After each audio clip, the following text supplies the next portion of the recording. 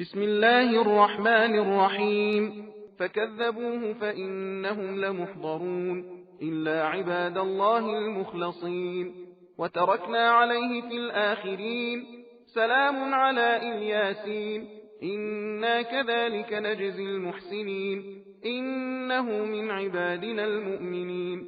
وإن لوطا لمن المرسلين إذ نجيناه وأهله أجمعين إلا عجوزا في الغابرين ثم دمرنا الآخرين. وإنكم لتمرون عليهم مصبحين وبالليل أفلا تعقلون.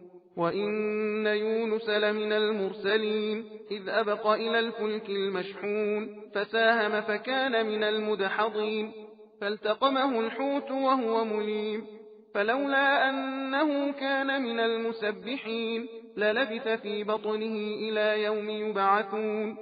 فنبذناه بالعراء وهو سقيم وأنبتنا عليه شجرة من يقطين وأرسلناه إلى 100,000 أو يزيدون فآمنوا فمتعناهم إلى حين. فاستفتهم ألربك البنات ولهم البنون أم خلقنا الملائكة إناثا وهم شاهدون ألا إنهم من إفكهم ليقولون ولد الله وإنهم لكاذبون. أصطفى البنات على البنين ما لكم كيف تحكمون أفلا تذكرون أم لكم سلطان مبين فأتوا بكتابكم إن كنتم صادقين. وجعلوا بينه وبين الجنة نسبا ولقد علمت الجنة إنهم لمحضرون سبحان الله عما يصفون إلا عباد الله المخلصين. فإنكم وما تعبدون ما أنتم عليه بفاتنين إلا من هو صال الجحيم. وما منا إلا له مقام معلوم وإنا لنحن الصافون وإنا لنحن المسبحون. وإن كانوا ليقولون لو أن عندنا ذكرا من الأولين لكنا عباد الله المخلصين فكفروا به فسوف يعلمون.